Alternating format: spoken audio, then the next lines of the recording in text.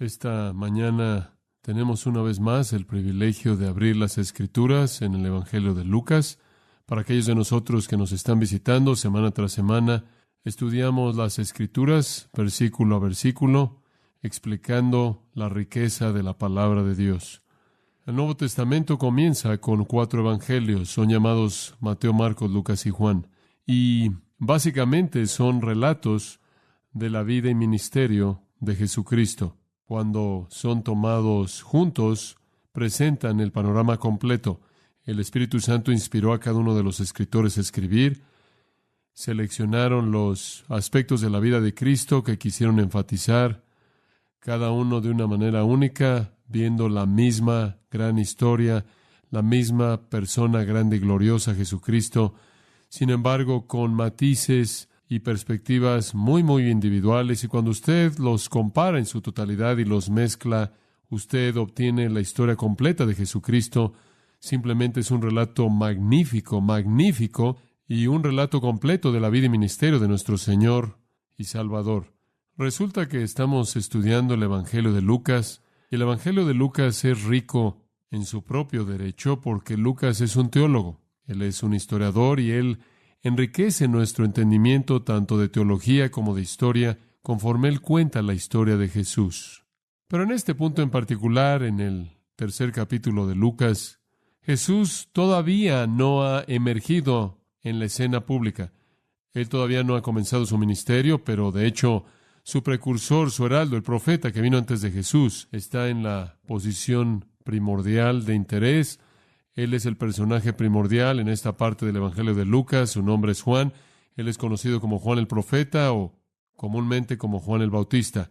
Él ha venido para preparar al pueblo para el Mesías. Él ha venido para apuntar al pueblo, a la gente, al Mesías. Y hemos estado aprendiendo del ministerio de Juan desde el versículo 1 hasta el versículo 17.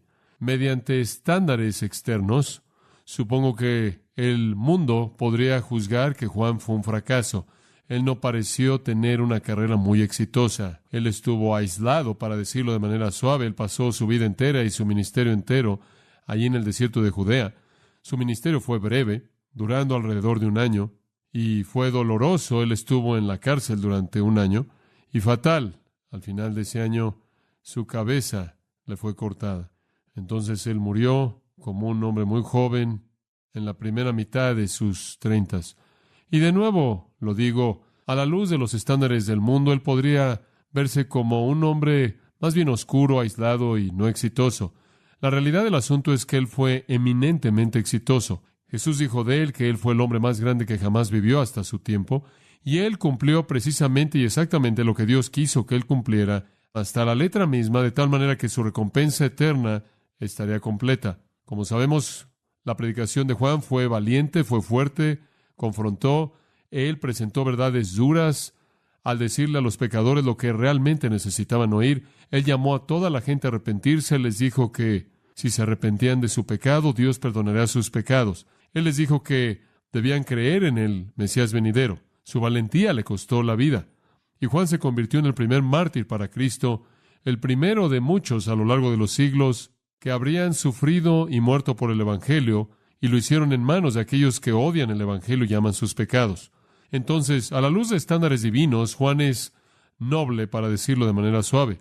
Como dije, el hombre más grande que jamás vivió hasta su época, un hombre que hizo exactamente lo que Dios quiso que hiciera y lo hizo de manera completa, un hombre que tuvo el privilegio maravilloso, de volverse el primer mártir para Cristo. Su vida fue monumental, sus méritos sin paralelos, debido a la naturaleza excepcional de su responsabilidad. La historia de Juan es fascinante. Lucas no nos la cuenta toda. Veamos los versículos 18 al 20 y oigamos lo que Lucas nos dice. Con estas y otras muchas exhortaciones anunciaba las buenas nuevas al pueblo. Entonces Herodes el tetrarca, siendo reprendido por Juan a causa de Herodías, mujer de Felipe su hermano, y de todas las maldades que Herodes había hecho, sobre todas ellas añadió además esta: encerró a Juan en la cárcel. Simplemente eso. Y con esa afirmación acerca de Juan siendo encerrado en la cárcel, Lucas termina su discusión de Juan. Su relato es muy breve. Realmente no es nada más que un resumen del ministerio de Juan. El versículo 18 resume el ministerio como dando muchas otras exhortaciones mediante las cuales él le predicó el evangelio a la gente, y después hay una afirmación breve acerca del hecho de que él agitó a Herodes y Herodes lo colocó en la cárcel. Ahora, Lucas no tiene la intención de ser cronológico aquí. Herodes, de hecho, no lo metió en la cárcel en este punto. Fue en algún punto después que Herodes lo metió en la cárcel. Pero Lucas busca simplemente cerrar la historia de Juan, y entonces él se adelanta para decirle cómo la historia termina, para que él ahora se pueda volver a Jesús, comenzando en el versículo 21, y Jesús se convierte en el enfoque singular del resto del Evangelio de Lucas. Ahora, en el resto del Evangelio de Lucas, Juan será mencionado, pero únicamente en referencia a Jesús. Jesús ahora ocupará el escenario central y será el personaje primordial, obviamente, en el resto de la historia. Y Juan se vuelve secundario, periférico, aunque hay un par de veces cuando él es mencionado en el capítulo 5, capítulo 7 y en el capítulo 9, y veremos esas conforme avanzamos. Entonces, Lucas, al no ser cronológico, simplemente avanza al final de la historia y concluye el ministerio de Juan al decir que él fue colocado en la cárcel, y eso nos dice que el ministerio de Juan esencialmente llegó a un fin. Su ministerio, de hecho, duró 1 año, entonces su ministerio empalmó con el ministerio de Jesús alrededor de 6 meses. Eso quiere decir, si regresamos un poco, que él ministró unos 6 meses, después Jesús vino, comenzó su ministerio, y sus dos ministerios se empalmaron por unos 6 meses. Después Juan fue colocado en la cárcel, él estuvo en la cárcel hasta casi 1 año, y entonces fue ejecutado. Lucas simplemente nos dice que él fue metido en la cárcel porque, de hecho, eso llevó a su fin su ministerio. Su lugar en la escena bíblica como el personaje principal termina aquí. El ministerio de Juan puede ser resumido en el versículo 18 como un ministerio en el que predicaba el evangelio a la gente. ¿Qué es el evangelio? Son las buenas noticias. Eso es lo que evangelio significa. ¿Y cuáles son las buenas noticias? Dios perdonará todos sus pecados si usted se arrepiente y cree en el Mesías, Jesucristo. Versículo 21 dice: aconteció que cuando todo el pueblo se bautizaba, también Jesús fue bautizado. Ahora, quiero leerle eso para que usted sepa que eso regresa al trabajo de Juan, porque fue Juan quien estuvo bautizando a la gente, y fue Juan quien bautizó a Jesús, como veremos. Eso es únicamente para apuntar que Lucas nos está presentando el fin de la historia, no cronológicamente. Él no estaba encerrado en la cárcel en este momento, porque el versículo 21 regresa a hablar acerca de su trabajo de bautismo y su bautizo de Jesús. Lucas en el versículo 20 simplemente nos cuenta el fin de la historia, antes de que de hecho sucediera. Ahora, al ver estos 3 versículos, únicamente quiero seleccionar 3 palabras que son muy simples: predicando, personalizando y persecución. Simplemente 3 que espero pueda recordar y nos van a ayudar a desarrollar esta historia. Ahora, para obtener la historia completa, y usted no puede limitarse a estos 3 versículos. La historia es demasiado emocionante y demasiado maravillosa. Esta, francamente, es la novela original del Nuevo Testamento, y simplemente leer nombres como Herodes y Herodías abre esta historia entera que es sorprendente de lo que le sucede a Juan. 3 palabras: predicando, personalizando y después persecución, resumen la historia de Juan. Veamos el versículo 18. Con estas y otras muchas exhortaciones anunciaba las buenas nuevas al pueblo. Ahora, ya hemos visto eso en los versículos 7 al 17, durante muchos meses, desde el invierno del 26 después de Cristo, al comienzo del verano de ese año. Juan estuvo en el desierto de Judea, ahí, junto al río Jordán, llamando a la gente a arrepentirse.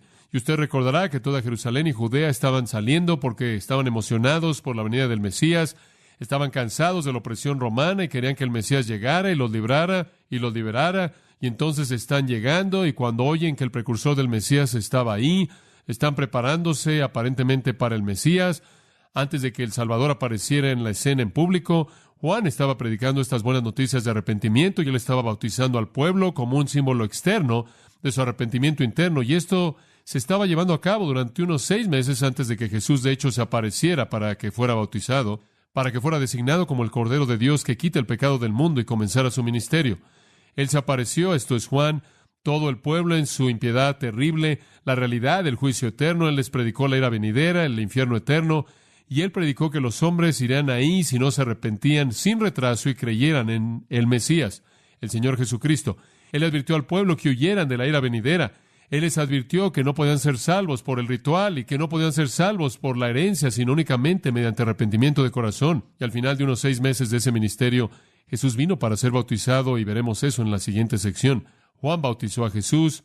En ese punto, Dios oficialmente estaba identificando a Jesús como el Mesías, pero eso no terminó, como dije, con el ministerio de Juan. Continuó unos 6 meses más. Ahora, simplemente un comentario al final del versículo 18.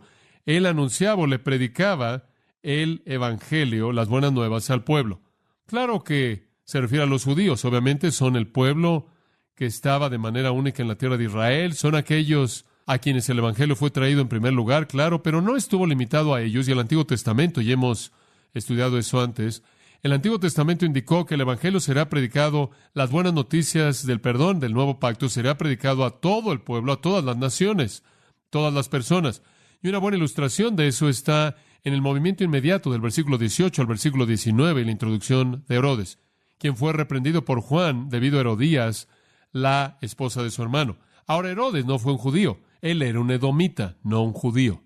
Indica que Juan no limitó su predicación a los judíos porque el Evangelio del perdón nunca fue limitado a algún grupo de personas. Entonces, el ministerio de Juan continúa empalmando con el ministerio de Jesús y él predica el Evangelio a todos los que oigan. Ahora, permítame llevarlo a Juan capítulo 3, simplemente para meterlo al flujo un poco más de la cronología de todo esto. Cuando Juan bautizó a Jesús, como dije, su ministerio continuó por unos 6 meses. Entonces su ministerio y la primera parte del ministerio de Jesús se empalmaron. Juan continuó preparando a la gente para la recepción de Jesús a lo largo de esos primeros meses. Y Juan capítulo 3, en cierta manera, nos presenta algo de la historia. Versículo 22.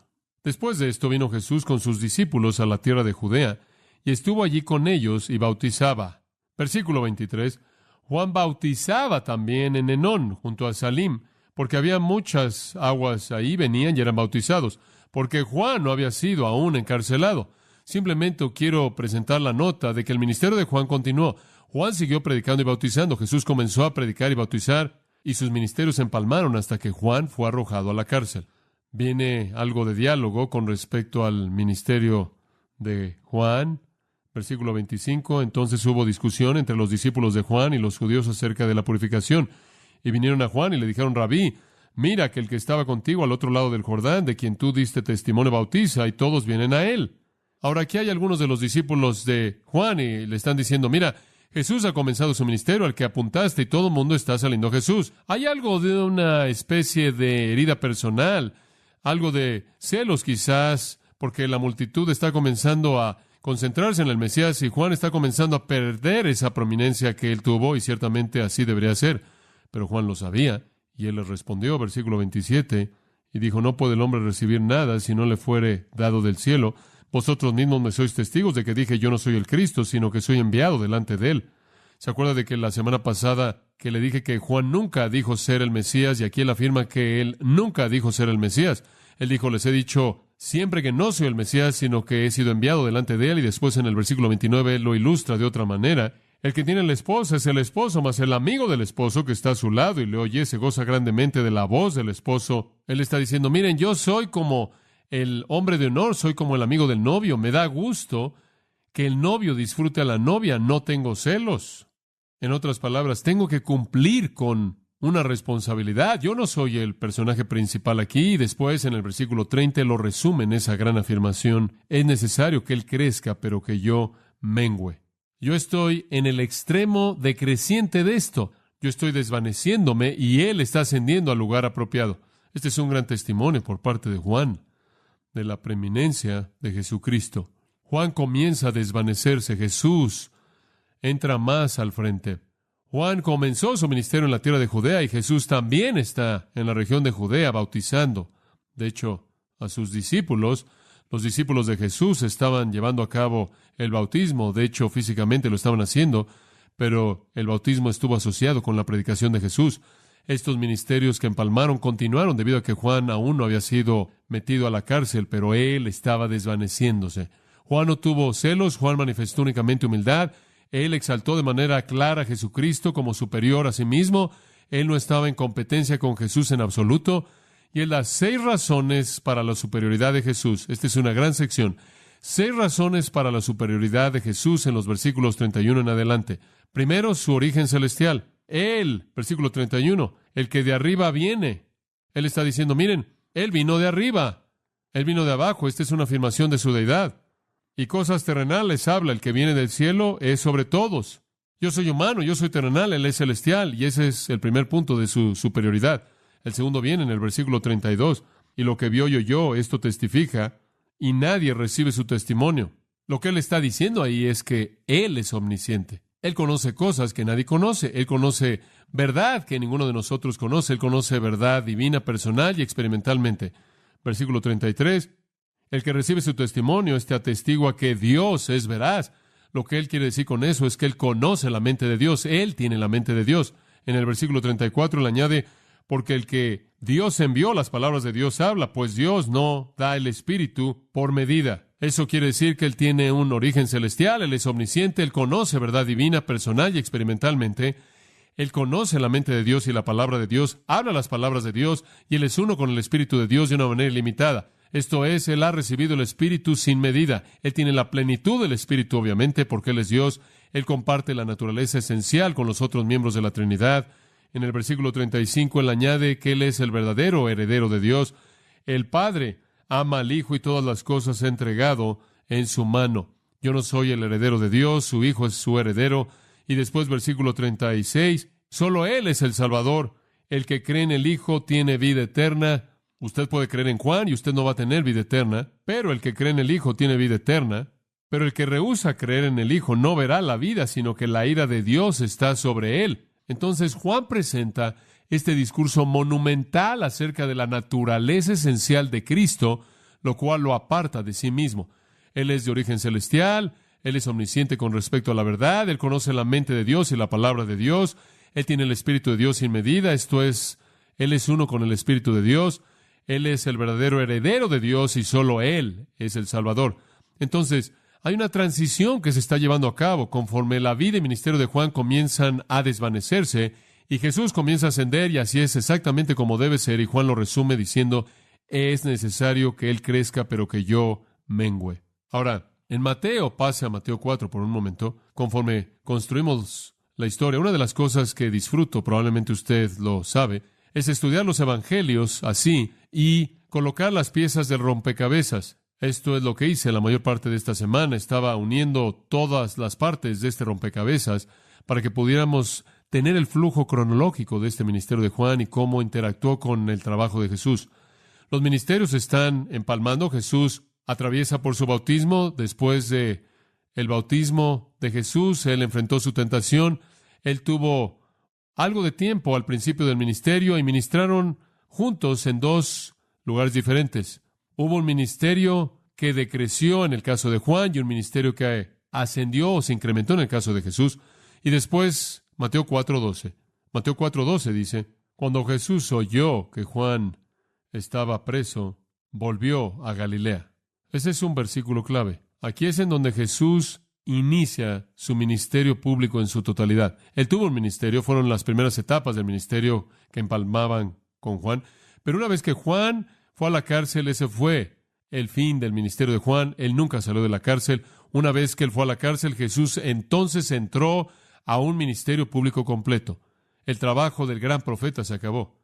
Y ahí es en donde podremos dejar la historia, excepto que Lucas no nos va a dejar ahí. Regresemos a Lucas, porque él añade simplemente unos cuantos comentarios a su manera única que nos abren una novela increíble. Versículo 19, llamemos a esto la personalización. Juan estaba predicando, pero su predicación se volvió muy personal, y el versículo 19 dice, entonces Herodes el tetrarca, siendo reprendido por Juan a causa de Herodías, mujer de Felipe su hermano, y de todas las maldades que Herodes había hecho, sobre todas ellas añadió además encerró a Juan en la cárcel. Personalizando, la valentía de Juan no conoce límites. Él no solo fue un predicador general, él no solo le predicó a la audiencia, él le predicó a individuos. Y en este caso en particular, él reprende a un hombre identificado como Herodes el tetrarca. Ahora ya lo conocimos, regresa al capítulo 3, versículo 1. Herodes fue tetrarca de Galilea y también un área llamada Perea. Y discutimos a detalle las características que identifican a este personaje llamado Herodes. Herodes el tetrarca. Este Herodes es conocido predominantemente en el Nuevo Testamento como Herodes Antipas. Él es el hijo de Herodes el Grande. Herodes el Grande es el Herodes patriarcal, quien tuvo todos estos hijos diferentes y dividieron el reino y lo repartió entre sus hijos. Una de las cosas más complejas que es seguir al estudiar el Nuevo Testamento es la dinastía herodiana. Tratar de encontrar todas las maneras en las que se entreteje a lo largo de la historia del Nuevo Testamento. Pero Herodes Antipas es una figura fija. Herodes Antipas se convirtió en el gobernante de Galilea y Perea cuando su padre murió en el 4 antes de Cristo.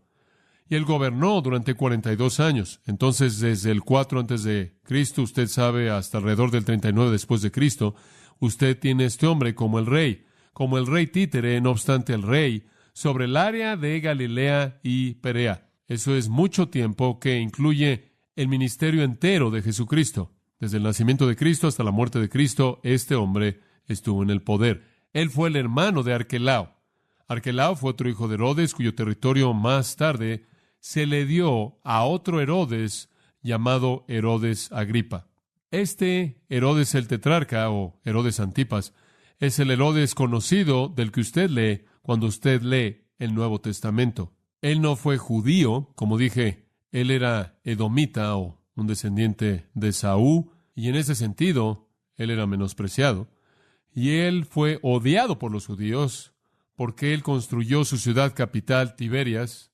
Algunos de ustedes han estado conmigo en Tiberias, un lugar hermoso en la costa occidental del mar de Galilea. Esa ciudad originalmente fue construida por Herodes en honor a Tiberio César y fue construido, tristemente, en gran parte para el dolor de los judíos, encima de un cementerio. Después, para empeorar las cosas, él levantó ídolos en lugares públicos, y si hay algo que conocemos acerca de los judíos después de que salieron de la cautividad en Babilonia, fueron purgados de cualquier interés en la idolatría, y esta fue una gran ofensa para ellos. Entonces ellos no tenían nada más que odio hacia este hombre. Probablemente usted lo conoce más por la función que tuvo en la muerte de Jesucristo. He estado estudiando eso porque, como usted sabe, he estado escribiendo un libro titulado El asesinato de Jesús, y uno de los elementos fascinantes de eso es la función que Herodes tuvo en los juicios de Jesús al final de su vida, que llevaron a su ejecución. Entonces usted ve a Herodes involucrado en todo eso en el capítulo 23 de Lucas, lo cual lo haremos en algún tiempo en el milenio, creo yo, si llegamos al capítulo 23 de Lucas. Ahora él es llamado tetrarca, aquí él es llamado un tetrarca. Literalmente, tetra significa gobernante sobre un cuarto, y se dividió esa área en 4 partes, como lo discutimos allá atrás en el versículo 1. No voy a volver a explicar todo eso. Hubieron 4 personas en áreas responsables. Poncio Pilato fue gobernador de Judea, esa es una parte. Herodes fue tetrarca de Galilea y Perea. Su hermano Felipe fue tetrarca de la región de Iturea, Traconitis, y un hombre llamado Lisanias fue tetrarca de Abilene. Entonces, originalmente hubieron 4 partes, pero tetrarca simplemente se convirtió en una palabra que significó un rey títere, un gobernante de rango bajo, un gobernante no muy influyente. Recuerde, Judea, Samaria y Idumea fueron gobernados por Arquelao, y después, más adelante, por Poncio Pilato. Iturea, Traconito, gobernada por Felipe. Abilene, como dije, la cual está en la parte noroeste, fue gobernada por Lisanias. Y Herodes gobernó sobre Galilea y Perea durante todos esos 42 años, y de hecho es Marcos 6:14, en donde él es llamado un rey. Entonces él adoptó el título para sí mismo y la gente lo adoptó. Ahora, el hecho de que él fue un rey pudo haber hecho que algunos predicadores suavizaran su tono. Y digo, ¿qué tan elevado va a ir usted en su condenación en contra del pecado? ¿Y cuán directo va a ser usted? ¿Y cuán personal va a ser usted? ¿Acaso va a hablarle usted nariz a nariz al hombre que tiene poder sobre su vida y le va a decir lo que necesita oír? Bueno, Juan no fue porque Juan no fue amable, fue porque Juan fue compasivo. El Evangelio, mantenga esto en mente, el Evangelio es un mensaje de arrepentimiento, pero un mensaje de arrepentimiento para llene en el espacio en blanco perdón de pecados. Y lo más amable que usted le puede decir a alguien es que Dios perdonará todos sus pecados si se arrepiente, ¿verdad? Esas son buenas noticias. Estas no son malas noticias. Estas son muy buenas noticias. Y mientras que la verdad es dura porque debe exponer el pecado, al mismo tiempo es misericordiosa porque trae perdón. Y Juan reprendió de manera directa a este hombre, Herodes. Él lo reprendió. Ese es un participio presente pasivo, y digo eso porque lo que significa un presente pasivo participio es acción continua. Lo que usted tiene aquí es una indicación de que esto es algo que Juan probablemente hizo regularmente.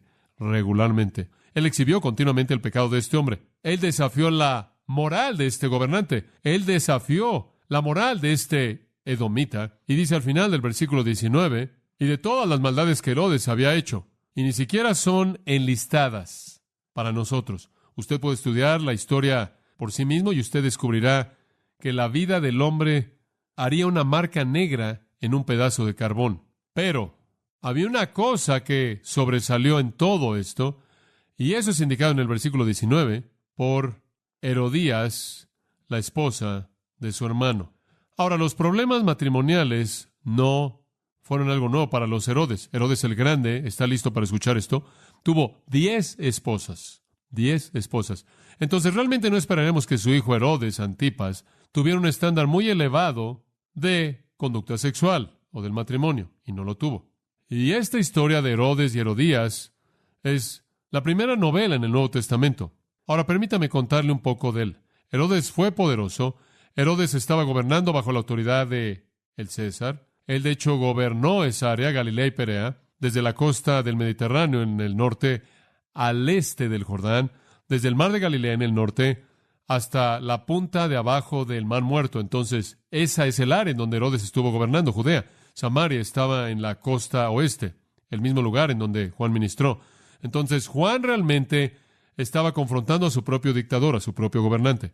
Ahora, Herodes vivió en la ciudad de Tiberias, la cual él construyó sobre el cementerio. No hay registro, por cierto, y me parece que esto es fascinante, que Jesús jamás visitó esa ciudad, y el mar de Galilea es un lugar pequeño. Usted literalmente puede estar de pie en un extremo y ver el otro extremo, estar de un lado y ver el otro lado, y usted puede cruzar ese lago de manera muy breve si usted está manejando. Lo podría hacer en una cantidad razonable de tiempo si usted está caminando.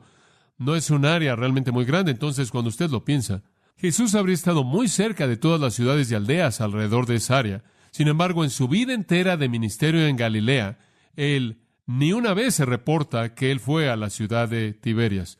Quizás él se mantuvo alejado para evitar Herodes, debido a que fue su padre, recuerde, fue el padre de Herodes, Herodes el Grande, quien masacró a todo bebé niño alrededor de Belén para evitar que otro rey viniera. Y fue también su padre quien había asesinado a su propia familia.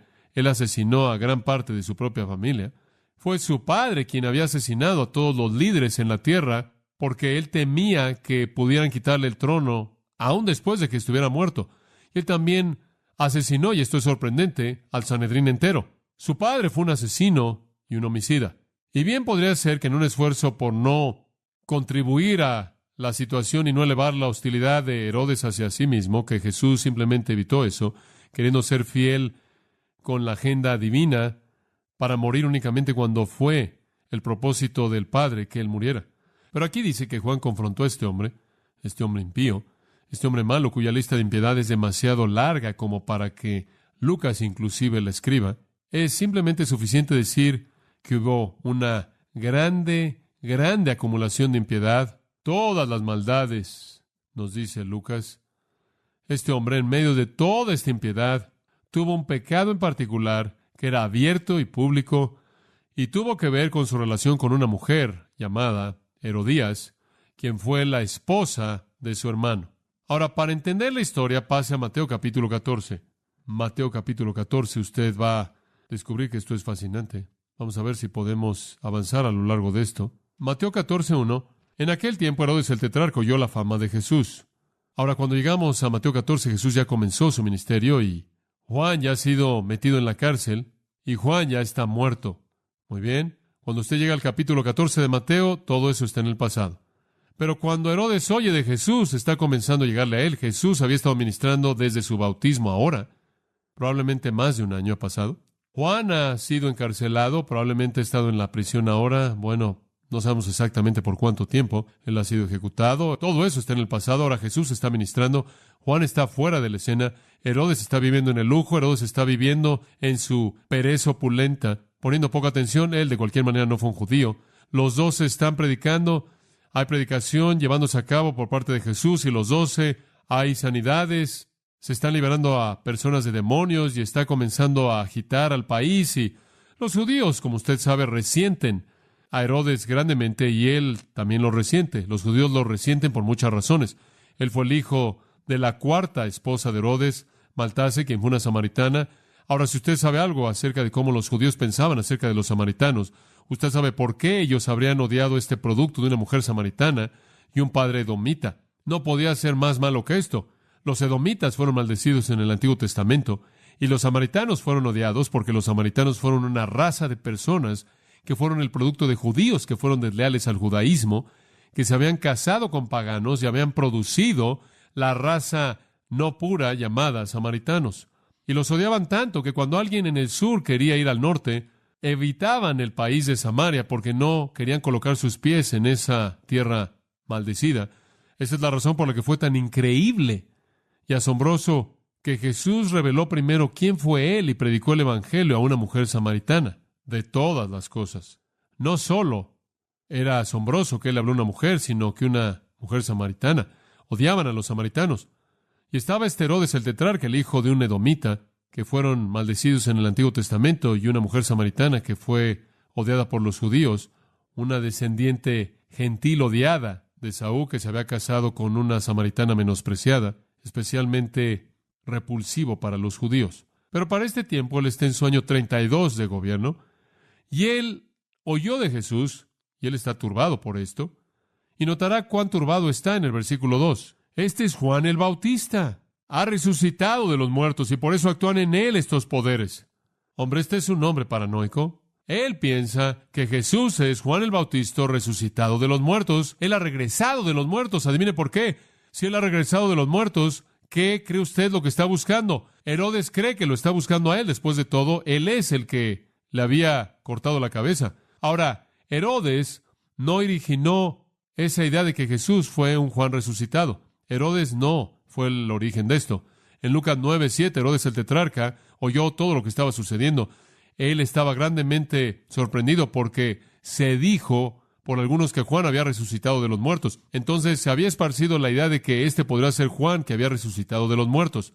Y Herodes dijo: yo mismo decapité a Juan, pero ¿quién es este hombre de quien oigo estas cosas? Y él estuvo tratando de verlo. Él quería ver si de hecho era Juan, porque él conocía a Juan también. Él había estado en la cárcel un año antes de que fue ejecutado, casi un año. Entonces, no es que él fue el origen de esto. Simplemente había este rumor de que Jesús de hecho era Juan resucitado de los muertos. Y ese rumor, francamente, aterró a Herodes. Marcos 6:14, el rey Herodes oyó.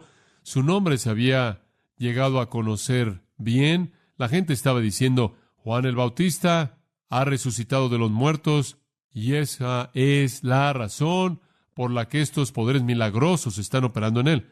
Bueno, eso le da a usted una idea de cuán prominente fue Juan. Pero Herodes, cuando oyó esto, dijo: Juan, a quien decapité, ha resucitado, con admiración. Entonces el hombre estaba en un estado de paranoia porque él cree que Juan ha resucitado de los muertos. ¿Y por qué está en pánico por esto? Bueno, regresemos por un momento al pasado. El versículo 3 regresa a decirle a usted por qué él tenía tanto miedo. Porque Herodes había prendido a Juan y le había encadenado y metido en la cárcel por causa de Herodías, mujer de Felipe, su hermano. Ahora regresamos a entender la paranoia de Herodes. Ahora vamos a regresar para descubrir por qué él está tan aterrado ante el prospecto de que Juan haya resucitado de los muertos.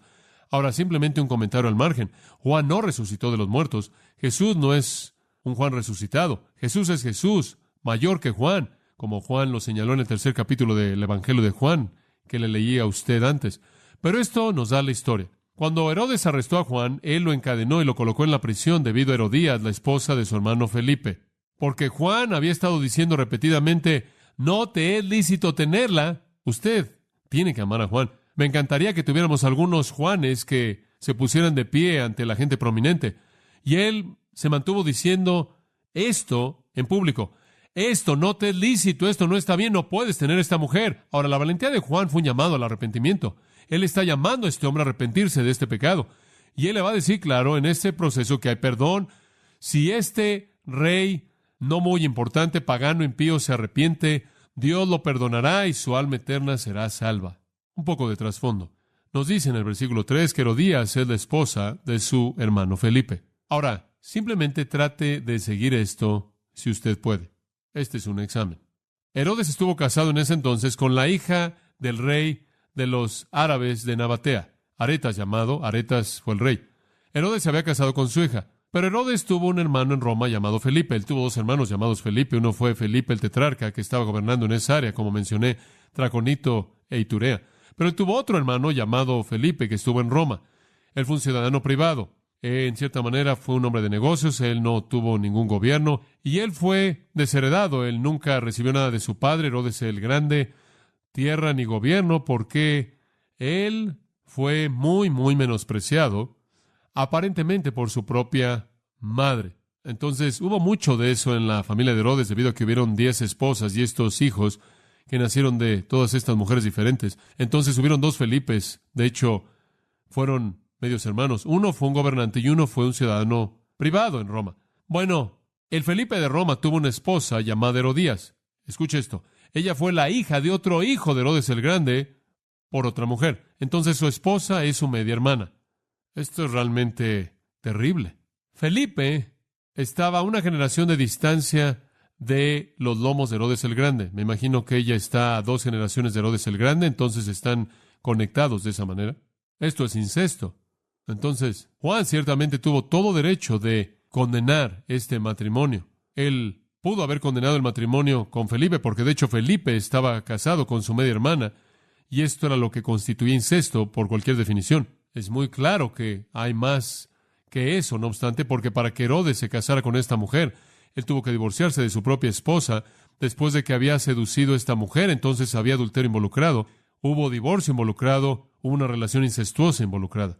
Y entonces Juan simplemente lo confrontó de frente. Todo en cierta manera sucedió porque Herodes aparentemente, si atamos los cabos de la historia, viajó a Roma y conoció a la esposa de su hermano, quien también era su pariente cercana, y la persuadió, él la sedujo, y después la persuadió a dejar a Felipe y que se convirtiera en su esposa. Y para hacer eso, él tuvo que divorciarse de su esposa. Ella tuvo que divorciarse de su marido, y pasaron por todo eso, y terminó con ella, y se la llevó de regreso a estar en Galilea. Ahora, el resultado de la seducción de Herodías y el divorcio de su propia esposa le irritó a Aretas. Ahora, recuerde que él había estado casado con la hija de Aretas, y el gobernante de los de Nabatea estuvo tan enojado, tan amargado por lo que él había hecho contra su hija, que él peleó en guerra contra Herodes y lo derrotó de manera terrible.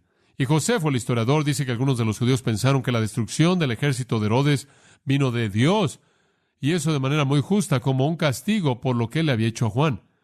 Es interesante que usted encuentra eso en las antigüedades de Josefo, que los judíos pensaron que la razón por la que Aretas entró y tuvo la capacidad, le fue tan fácil derrotar a Herodes, fue porque Dios lo estaba usando como un instrumento de juicio por lo que él había hecho a Juan.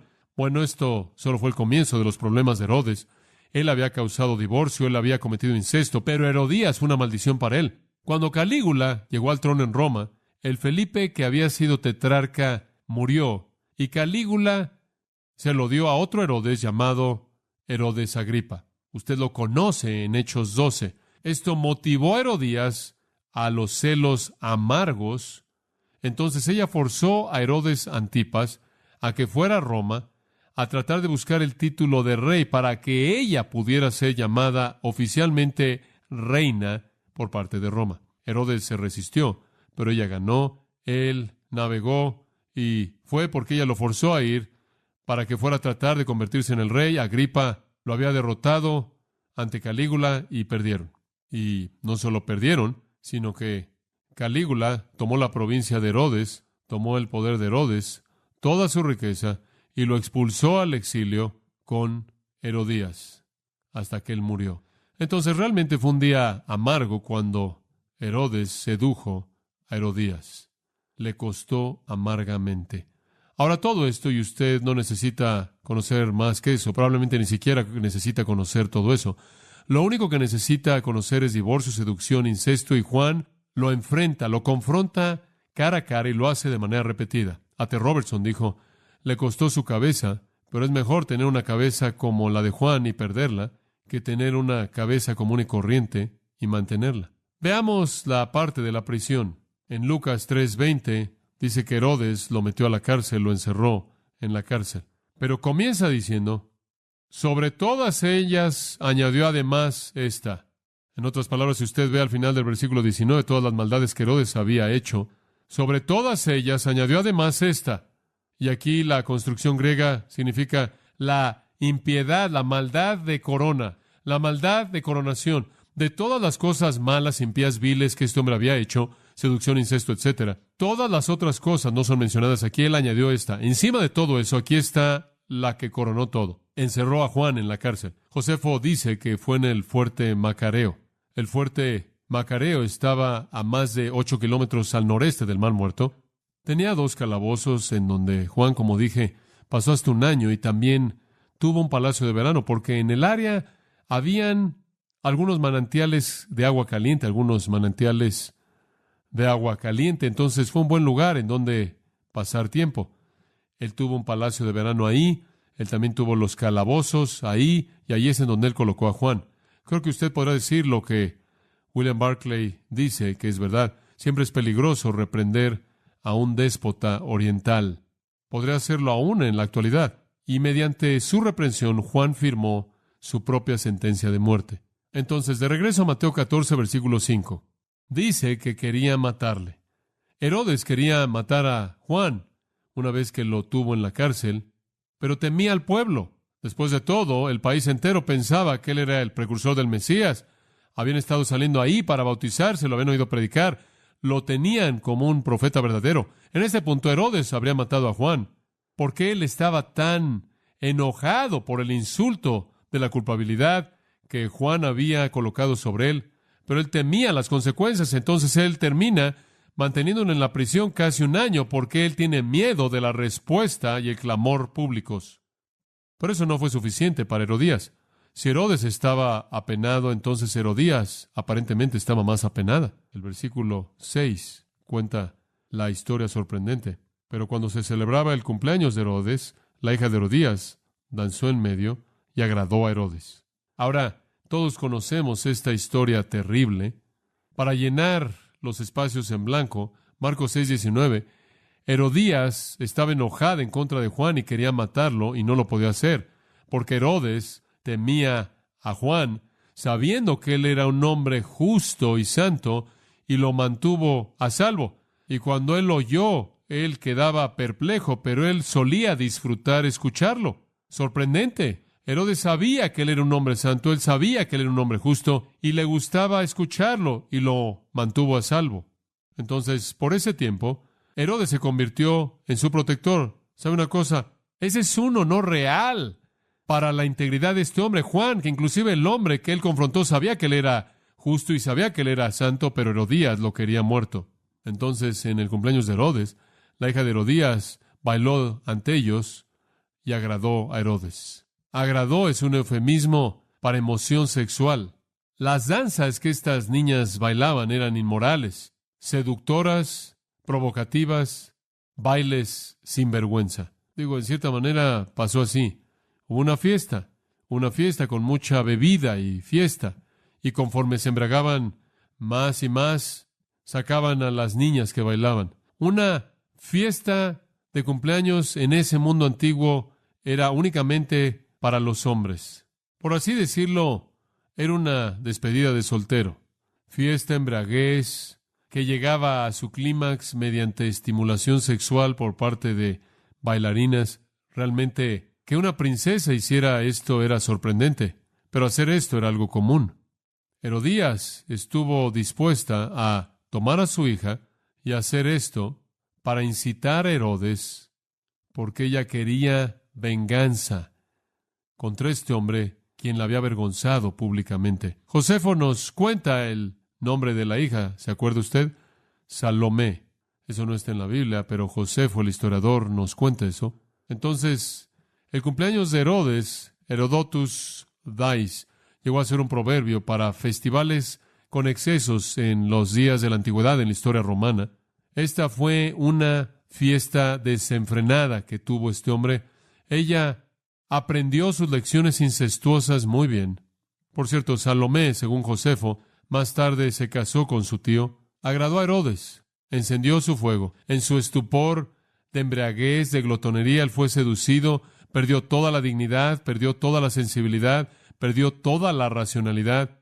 Y queriendo ser de alguna manera el benefactor grande, magnífico, ante todo mundo, y mostrarle a todo mundo que de alguna manera él era muy generoso, él se volvió presa de su propia lujuria impía e hizo una promesa torpe. Versículo 7. Por lo cual éste le prometió con juramento darle todo lo que pidiese. Y eso echó a andar el complot. Ella, instruida primero por su madre, dijo: dame aquí en un plato la cabeza de Juan el Bautista. Esta niña probablemente tiene 16, 17 años de edad. Ella la quería, por favor observe, ahora. La quiero en este momento, aquí, en un plato. No había deseo alguno por esperar hasta que Herodes pudiera pensar con mayor claridad, que hubiera salido de su estupor, que estuviera sobrio y en control. Ella quería esa cabeza y la quería ahora. Él fue demasiado orgulloso como para romper su juramento público.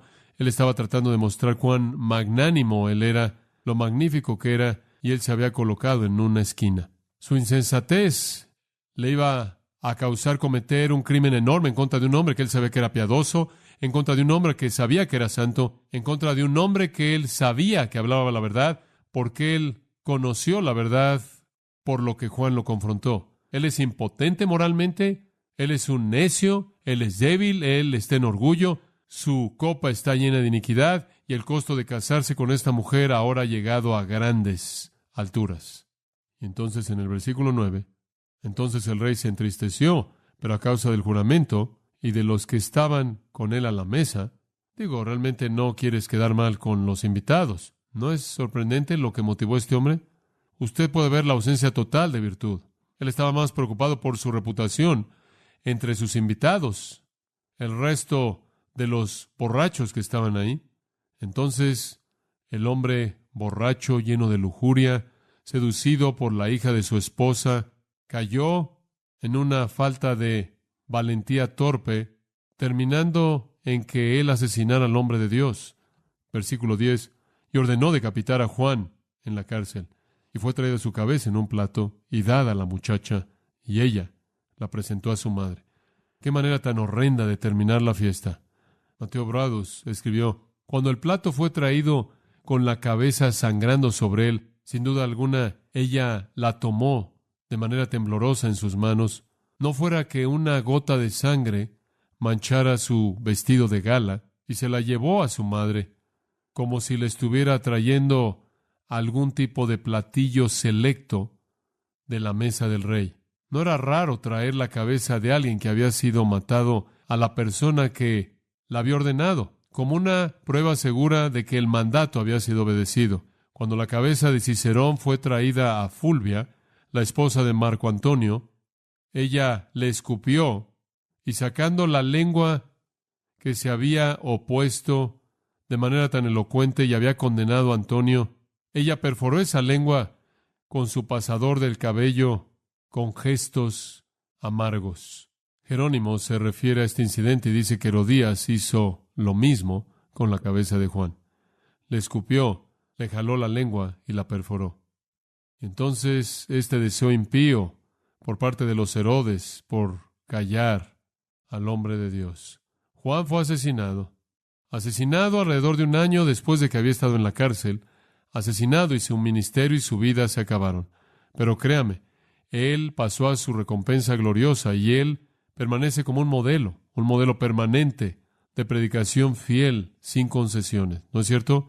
Una nota hermosa termina con la escena horrenda, versículo 12 de Mateo 14. Entonces llegaron sus discípulos, ellos habrían sido los seguidores de Juan, aquellos que habrían estado ahí con él en el desierto mientras que él predicó y bautizó, y tomaron el cuerpo y lo enterraron y fueron y dieron las nuevas a Jesús. Ellos supieron que Jesús querría saber. Por cierto, ni Herodes ni Herodías lograron nada al matar a Juan. Ellos no podían deshacerse de sus pecados, ¿verdad? Y ciertamente no pueden deshacerse de su culpabilidad. Si usted regresa a los versículos 1 y 2, eso es lo que lo lleva a estar en pánico en primer lugar, porque Herodes tiene miedo de que el rumor pudiera ser verdad. Y Juan estaba de regreso de los muertos. Y Herodes está en un estado de paranoia con tormento. Él podía callar la voz de Juan, pero él no podía matar la verdad. Herodes quería ver a Jesús para ver si era Juan, pero nunca lo vio. Cuando vio a Jesús finalmente, fue cuando Jesús le fue enviado en su juicio, y Herodes contribuyó a su ejecución. Pero él recibió un mensaje de Jesús, lo recibió. Y Lucas nos habla de eso. Voy a cerrar con eso.